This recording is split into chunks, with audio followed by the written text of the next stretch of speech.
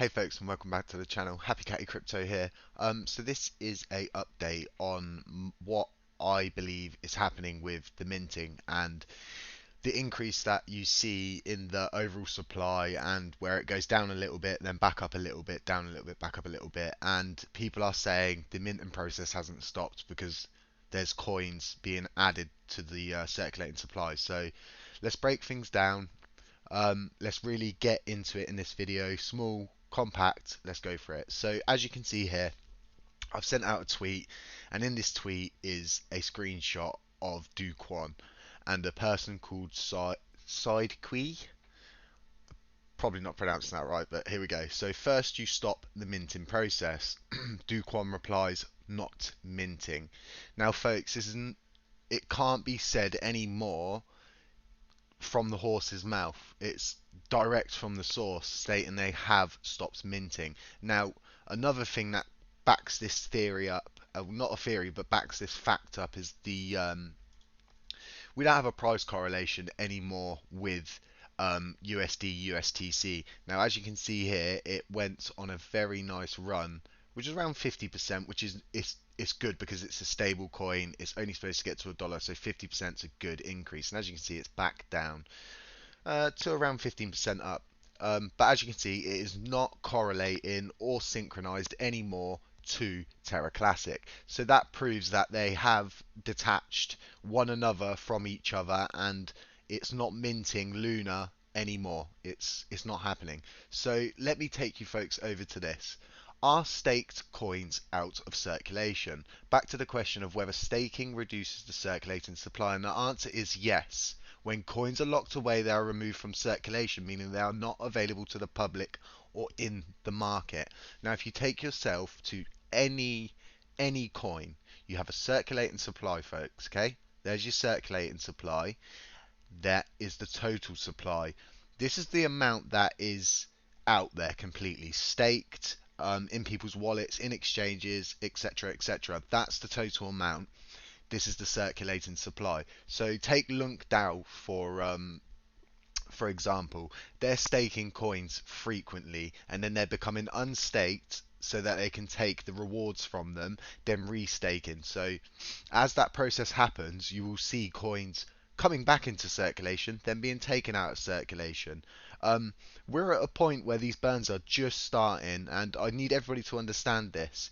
At some point, it will take hold, and that's not hopium, that's not me providing anybody false hope, that's facts. That is strict, hard facts. That the SHIB army came together to burn, and they're burning monumental amounts of Shiba Inu. They had a 4 quadrillion supply, and it's at 589 trillion. And yes, this is a lot of coins, but their burn mechanisms are getting better, faster, larger. People like Matthew Perry, for example, such a perfect example of how someone in the community can take hold and get their own burn initiative together by starting a channel called Let It Burn, which all revenue goes to burning Shiba Inu. And then obviously he would take his, what I think around 20% will have to pay in tax off of that, which is the law. He has to do that. But that other 80%, he burns it every month without fail. And yeah, this is eventually all going to happen, but these things don't happen straight away. People have to design the mechanisms, implement the mechanisms, and then LunkDAO, for example. Now I'm working on getting them in a video. I'm currently in their Telegram chat, and yeah, it's going well. And I hope to make proper contact with pretty much the team and get them on in a video and to explain the whole process. So as it stands, folks, there is no minting. Now, when it was minting, it minted, I think it was a 300 million coin supply. It minted itself all the way to 7.9 trillion. Now, my theory is it got to 7.9 trillion, they turned off the minting process, and then they fully removed it from one another during the ticker change, etc.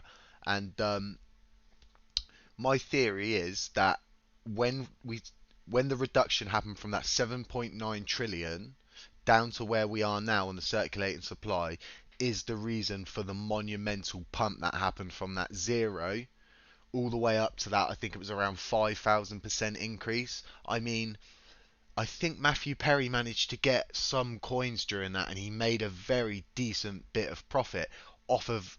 Do you know what I mean? Something that was such a small investment, and yeah, that's what I believe is the reason for that monumental rise, is because someone somewhere burnt a load of coins, and obviously done the maths and figured out if they burnt this much, it would raise the price up by this much. But yeah, so realistically, folks, as I've said, you have heard it from the horse's mouth. And as I've stated, as coins are staked and unstaked, this is why you will see the circulating supply go up and down. And then always keep an eye on the total supply, folks, because remember, that is what is actually out there. Is that 6.9 trillion coins. So yeah, that's all I've got for you folks now. I hope that clears up a lot of FUD surrounding the minting process, and a lot of people, I understand, are very, very wound up about this situation, and they want the moon tomorrow, and they want to make loads of money quick, and why aren't they burning this much now? And just, folks, be patient, okay? And just know and be happy in the fact that from coming from me, they're not minting coins, because it would be hyper minting coins again, and continuing to mint from 300 million to 7.9 trillion coins. So yeah, it's facts, it's out there. You can go to Dokwon's Twitter, and you can go and you can look through it for yourself. And as you can see, there is the burn address directly above that, saying there you go. So yeah, folks, that's all I've got for you now. Stay safe, trade safe. Yeah, and it's not financial advice. And I'll catch you in the next one. And as I always say,